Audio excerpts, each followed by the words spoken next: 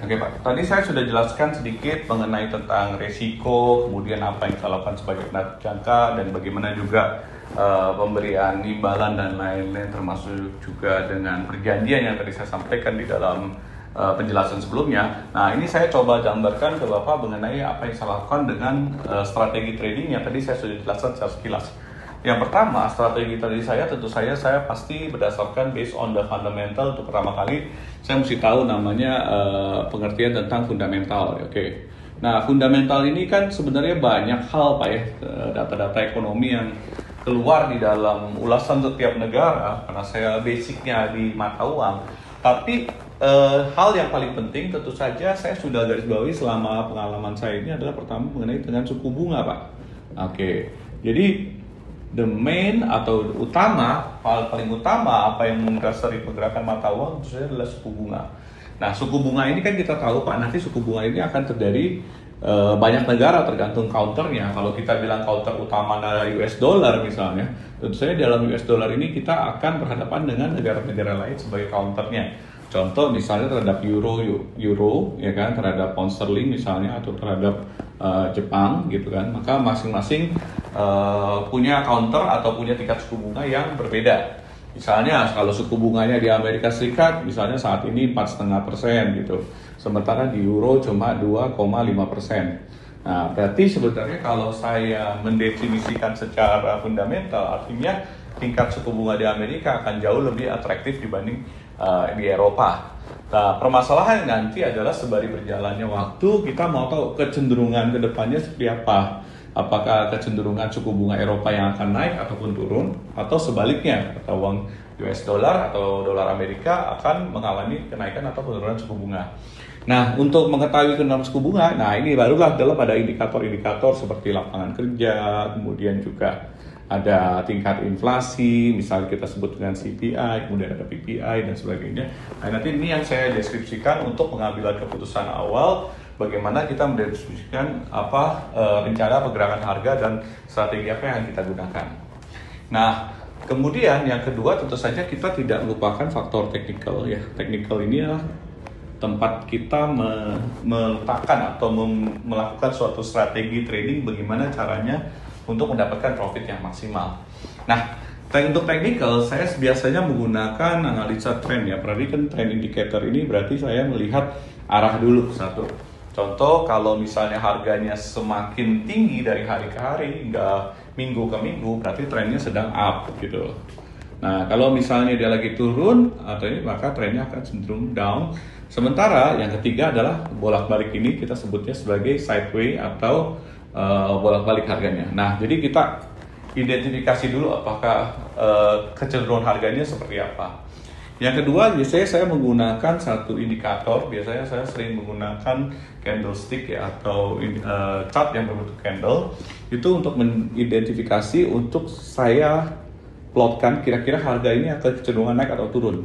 Tentu saja base terbesar tetap kita harus lihat fundamental, karena fundamental ini adalah penentu suatu arah harga itu kecenderungan naik atau turunnya, untuk khususnya dalam beberapa minggu atau beberapa bulan ke depannya.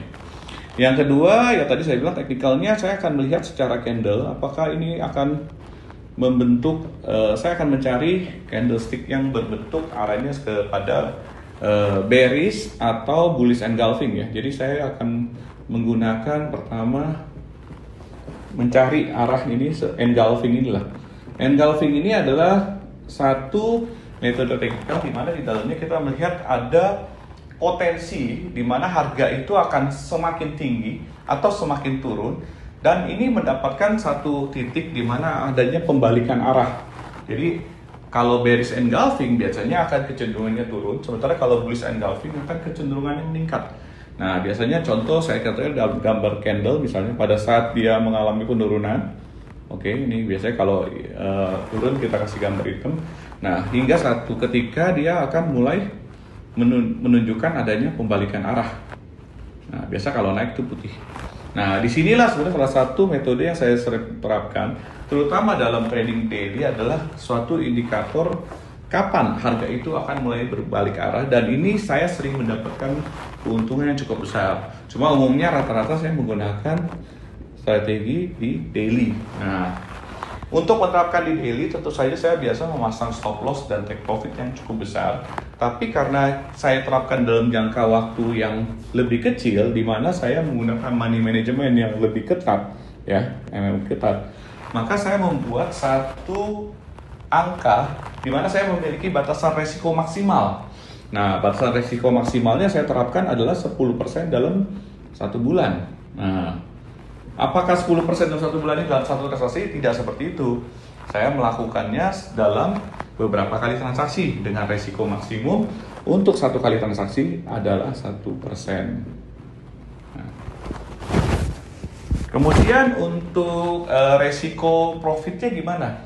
Nah, saya biasanya menargetkan tidak, orang biasanya risk ratio-nya 1:2, resiko 10%, take profit-nya 20%. Ini bukan seperti itu. Saya tidak muluk-muluk. Saya mencari antara 5-10% dalam 1 bulan. Nah, artinya kan sebenarnya seolah-olah resiko kesannya lebih besar daripada reward yang didapat. Tapi kenyataannya nanti akan lebih mudah bagi saya untuk mengejar ini dibanding kalau saya membuat satu target yang lebih besar, namun saya sulit mencapainya gitu. Kan saya dagang ini trader yang cukup realistis ya untuk memberikan saran nih. Nah, misalnya contohnya kita memiliki modal anggaplah 10.000 atau 10K US dollar, ya kan? Kalau kita lakukan transaksi dengan resiko minimal adalah 1 kali transaksi $100 atau 1%, ya kan? Target saya tidak 100 atau $200. Saya mungkin cari targetnya cuma $50. Nah, kenapa bisa begitu? Karena saya yakin mendapatkan potensi profit lebih kecil dibandingkan dengan risk akan jauh lebih mudah jika dibandingkan potensi profit yang lebih besar. Nah, ini memang kelihatan agak berbeda, tapi saya menerapkan ini selama berbulan-bulan dengan target seperti ini. Kenyataan yang saya dapat adalah hasilnya ternyata cukup bagus ya, cukup impresif. Jadi kalau misalnya saya bisa mencapai target 5% dalam sebulan, dan saya bisa mencatatkan ini dalam 3-6 bulan berturut-turut, maka saya bisa mendapatkan target profit sekitar 15-30% dengan risk tetap 10%. Jadi diingat ya bahwa risknya itu tetap setiap bulan 10%, tapi belum tentu saya memakai 10%, semua itu selalu 10%. Bisa aja cuma kena risk cuma 2% atau 3%. Jadi mungkin Bapak harus memahami bahwa penggunaan money management di dalam strategi yang saya serapkan ini itu akan berdampak untuk jangka panjang. Itu kelihatan bahwa presisi atau probabilitasnya untuk mendapatkan hasil ini akan jauh lebih mudah. Nah, itu kira-kira yang saya sampaikan untuk metode sekilas apa yang saya lakukan. Mungkin secara detailnya nanti kita akan bahas dengan strategi dengan masing-masing chart yang kita gunakan. Misalnya Bapak nanti mau nanya saya, oh kalau tak euro US dollar gimana, atau pound sterling gimana, atau emas seperti apa. Nah, itu nanti akan kita bahas lagi tentang karakteristik, ya kan? Karakteristik mata uang, kemudian karakteristik dari setiap produk, dan yang kedua adalah tentang pendalaman mengenai juga dengan tren ya, sentimen pasar. Ini juga akan mungkin saya bahas nanti lebih dalam lagi mengenai sentimen pasar. Dan ketiga adalah juga dengan target ya, masalah target. Saya akan bawa target setiap